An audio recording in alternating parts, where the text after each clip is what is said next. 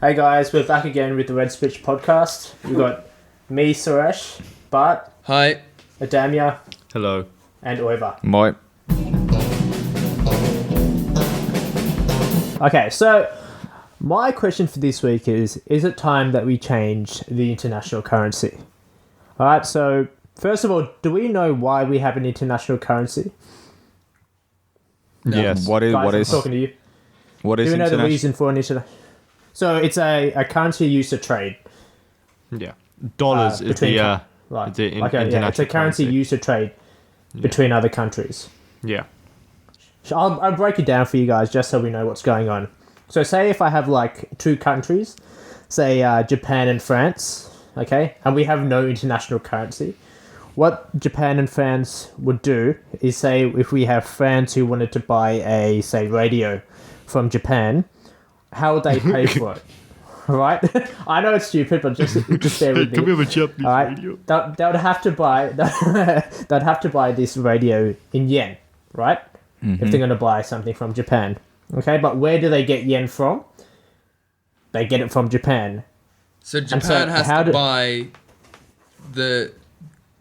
What's the other country again? France will be France. euros. So Japan has to buy euros, and Yeah. in terms of yen. So they give yen to France, and France Yeah, but gives why do they give- Japan euros. Well, the whole They can either give it... Wait, let me finish. They can either give them euros or they can give them a good, which is wine. So basically, Japan has to buy some goods from them to give them euros, to get the euros, right? So it's a bit strange. But if Japan doesn't want their wine, then there's no point in buying the euro because that means they have to get wine that they don't need for them to have yen. Does that make sense? Yeah. Yeah. Yeah? Yeah. So there's a lot of people in Japan who like French wine. I don't think they are. I think they just love their sake. But this is why we introduce a third currency. Okay, so like the US dollar. So say the US now love their wine and buy wine from France, give the French US dollars.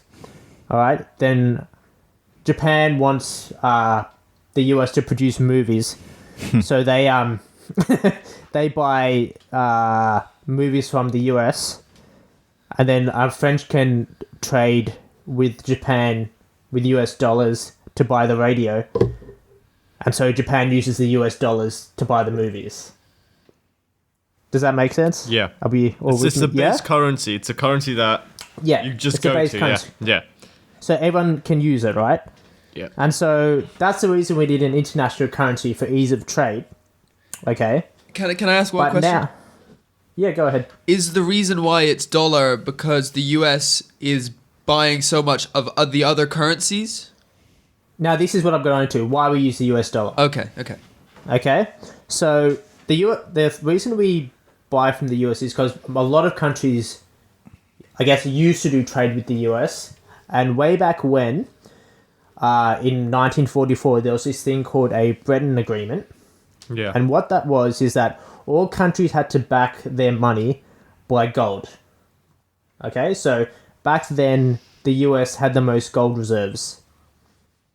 Okay, but come the 1970s, inflation started, and so countries wanted to hedge their inflation by getting gold. And so instead of losing all the gold, the US untied their currency to any gold. And so they just started printing money and giving it to other countries to hold on to. Is this when it became a fiat currency? A what currency? A fiat currency. What's that mean? When it's separate from, well, its value is tied not to any resource, Exactly, yeah. but just That's like what- to itself or to other currencies. Yeah.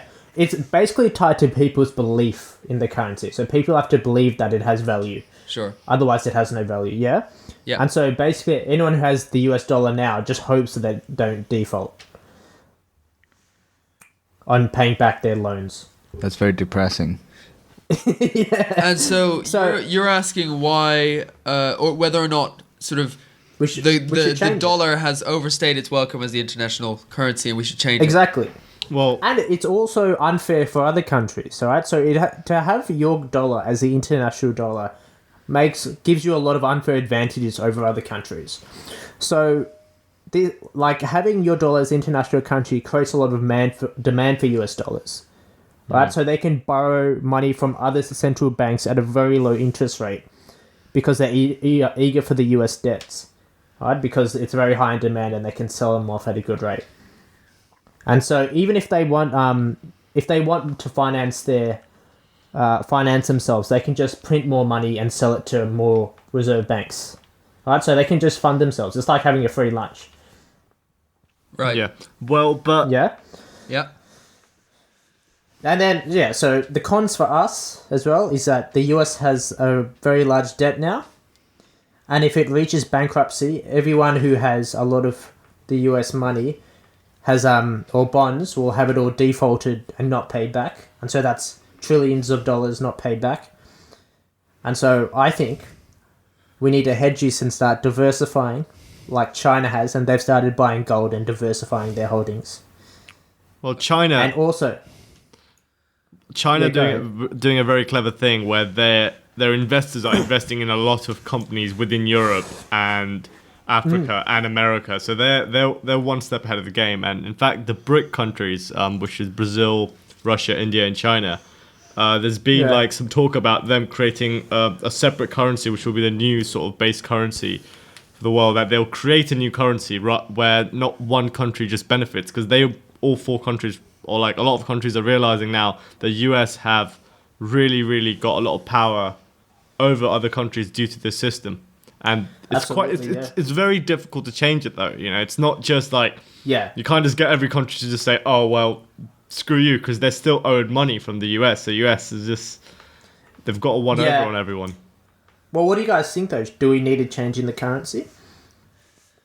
I do wonder what kind of effect, what kind of consequences there are for having one country's currency being central in almost all international affairs. I do think that there is something menacing about that, but I don't have a solution in terms of this is the currency we should go to. Perhaps cryptocurrencies are the newest options out there, but because they're so new and I don't really know where they stand, whether they actually solve anything or whether they make it worse. Well, how does a cryptocurrency work?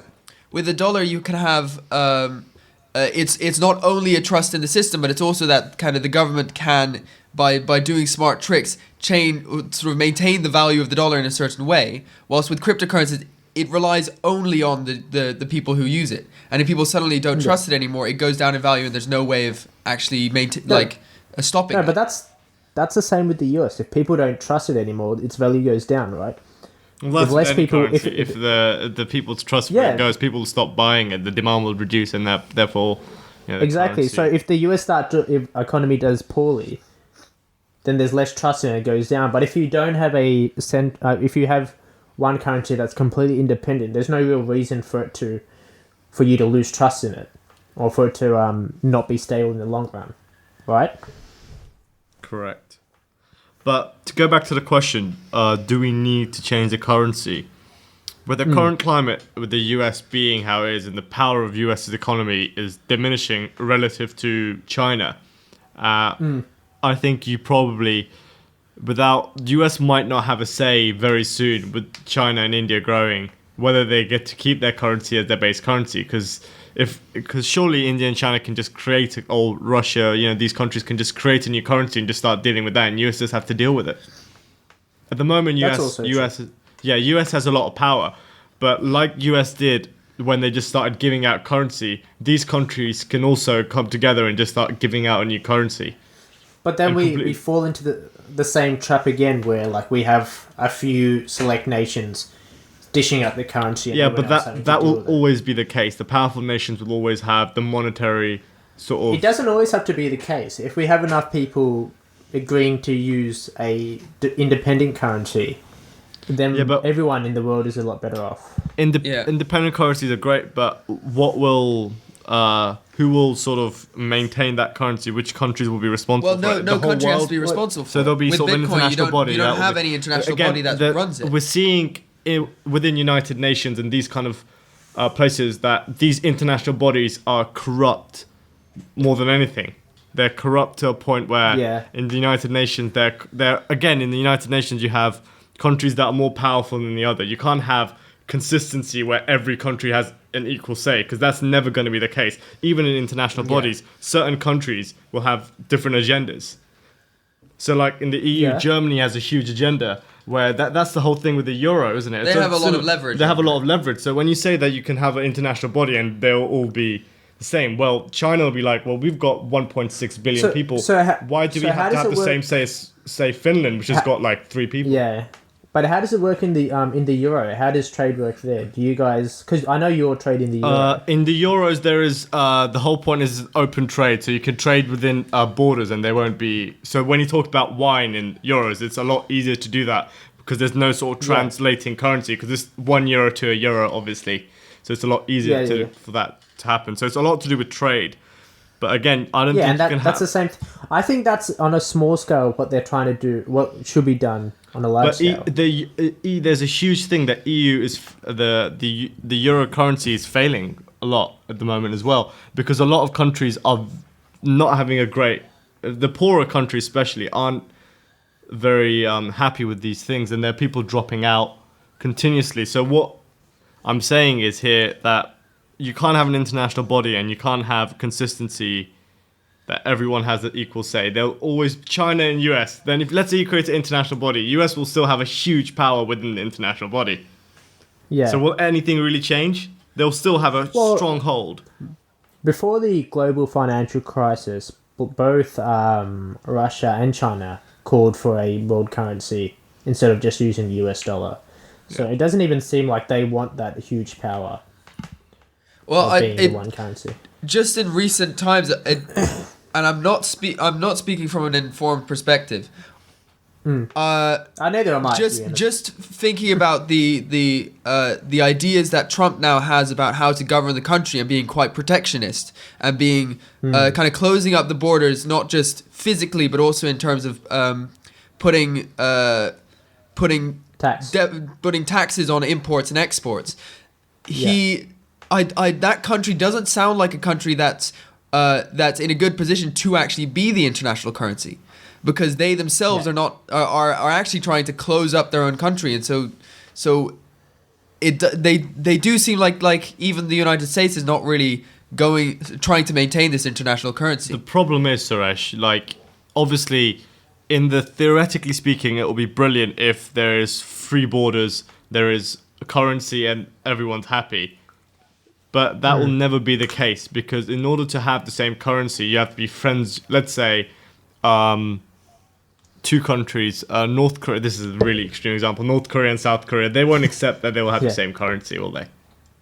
As everyone else. Well, see, that's not how it's going to work. Like, a world currency will start like something similar to the euro, right? Yeah. You'll slowly get countries indicted into the currency and be happy. But then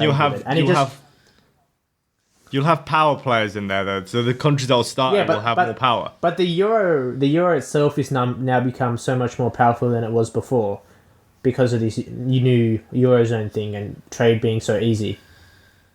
The only problem it has is trading with people outside of the eurozone. I personally think the way it's going, the next sort of base currency will probably be yen. I think China will probably take over, and that's what they're trying to do by investing in loads of corporations within Europe. They're really trying to gain the financial power to be able to, have a real hold upon the world economy.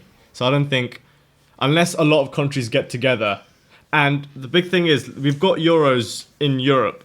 Will that mean that euros will have to be disbanded and there'll have to be a new currency introduced into Europe? Because there'll be a world currency, or are you saying everyone in the world should deal with euros? Well, the dollar being an international currency doesn't mean that other currencies don't exist. It's just that the general way of trading between countries would go via the dollar. So trading between countries would first be euro, and then it would go via yen if that becomes the international currency, and then back into whatever the next currency. That will not be good either, because now I'm going back to the point where there'll be power players. You can manipulate that base currency, which is just above all currencies, and you can just go to that and transact. It's easy transaction. The people that hold the most power on that, they can really have a strong value upon their own currency. So let's say America has a very strong value upon this new base currency, or China have a really strong value upon their base currency. They can use that as leverage to increase the value of yen.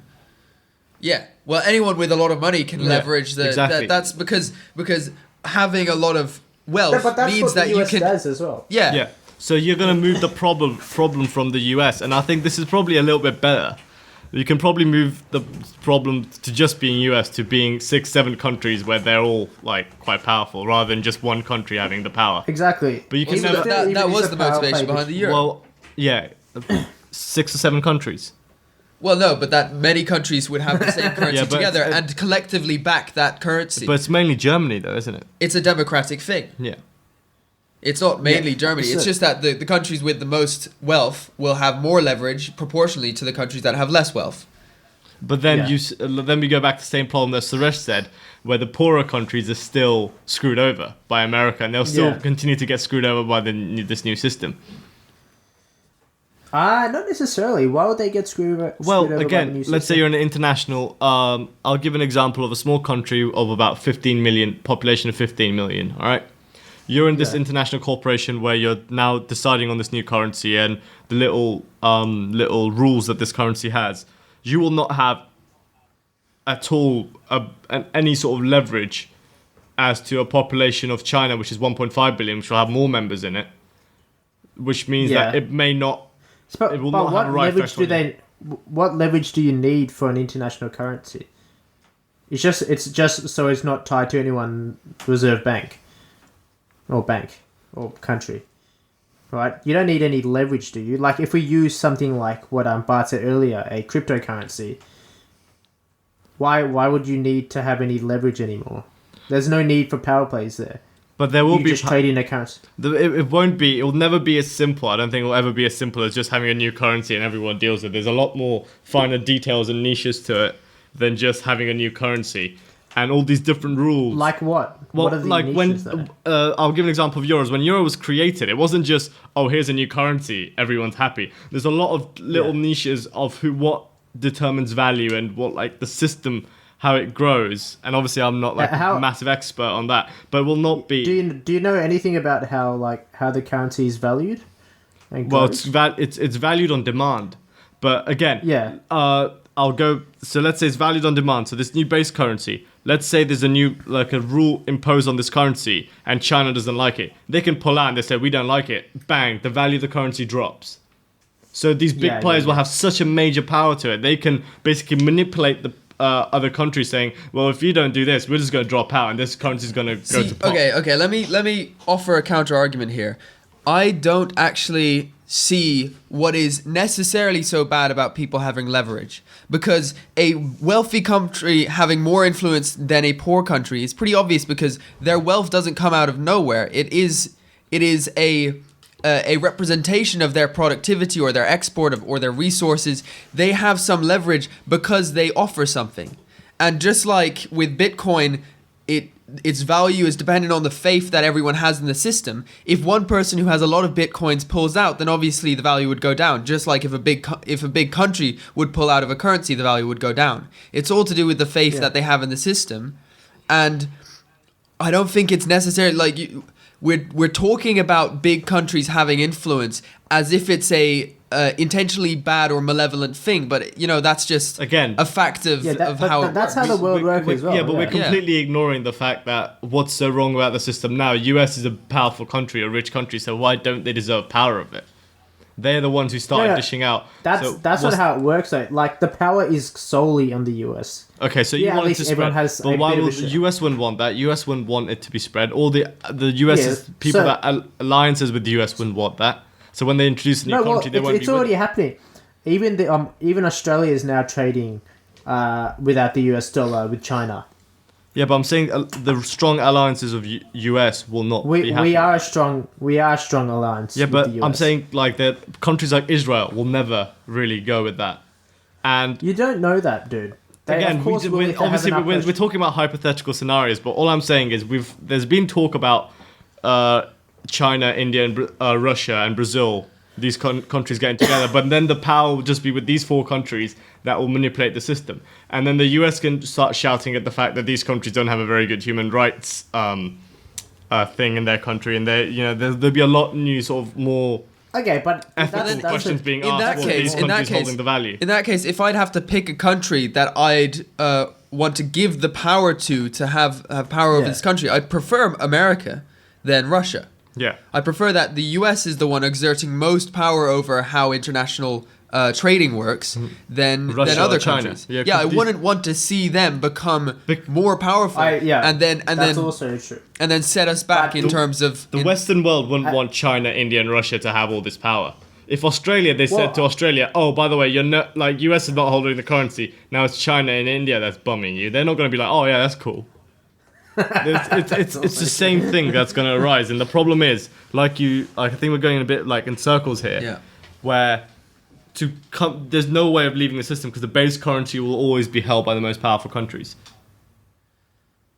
And I don't think there's necessarily that much wrong with it because those powerful countries do a lot of good by enforcing by maintaining a value as a currency. Okay. What if the most powerful countries lose their position as the most powerful country? What do we do then? Do we start cutting them off and start changing our currency? The good thing about that is because that is kind of what's happening now. The good thing about that is when we're going back to the fact that US is just holding the sole power for this. If we spread it across 4 countries or 5 countries holding this value, the risk of one country collapsing. So if the US collapses now, a lot of money will be lost. Whereas if the risk is spread over 4 countries, it's very unlikely that these 4 major pillars, huge economies, are just going to collapse at the exact same time. Don't forget that other countries diversify the things that. Don't forget a lot of countries have money in the US and don't want to see them collapse. But because of how much debt they have, it seems like they're going to default on their payments. Right now, they're giving out bonds to other countries just to pay off their interest. So that means they're not even getting rid of any of the debt. They're just paying back the interest that they owe. Does that make sense? Well, yeah. I think there was a really good sort of... if the US was a household, it was spending about £200,000 a year on an income of about £28,000. I think. Yeah. So, the US is not run brilliantly, and perhaps diversification is the right way. I think so. I think Suresh, wrap it up. I think we've come to a point. Diversification is the right way, and I think it's the way forward as well. So good luck to us all. That is the Red Switch podcast. I hope you enjoyed listening to us, and we'll see you next time. See ya.